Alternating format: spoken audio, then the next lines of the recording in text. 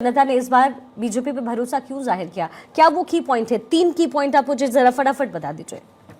देखिए, एक ऐसे पॉलिटिकल ट्रेनर मैं 2-3 चीजें बताता हूँ। सबसे पहले पॉइंट तो यही है, जो सबसे महत्वपूर्ण पॉइंट है, जो अभी बीजेपी के प्रवक्ता ने भी कहा, जब ट्रस्ट की बारी आई तो ट्रस्ट के लिए उन्होंने तय किया कि हम भारतीय जनता पार्टी को मौका दें, क्योंकि विश्वास जो है वो गारंटी पर, शायद नरेंद्र मोदी जी की गारंटी पर ज्यादा रहा।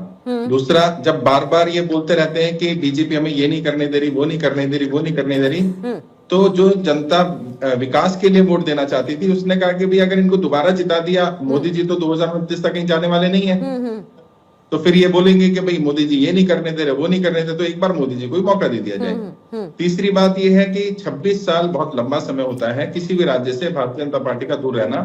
तो शायद जनता के मन में ये भी गया कि केंद्र में बीजेपी की सरकार है, नरेंद्र मोदी जी की बहुत सारी योजनाएं दिल्ली में लागू नहीं हो रही हैं या नहीं होने दी जा रही।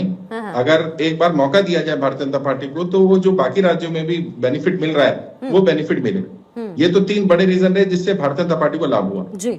लेकिन अरविंद केजरीवाल जी की जो छवि रही, जो एक उन्होंने खुद ही बनाई वैसे तो, कि कट्टर ईमानदार की, वो जब छवि समाप्त हो गई कट्टर ईमानदार की और जनता को लगने लगा कि ये भी एक आम राजनेताओं में से एक है, तो फिर जनता ने तय किया कि अगर राजनेता को चुनना है तो कांग्रेस या भाजपा में से किसी को चुना जाए। राजनीति तो वो इनसे ज्यादा बेहतर कर सकते हैं। ये कहते तो है आम आदमी वाले कि हम राजनीति नहीं करते, लेकिन करते राजनीति है। तो फिर इसलिए मुझे लगता है, और शीश महल का मुद्दा भी भारतीय जनता पार्टी जिस तरह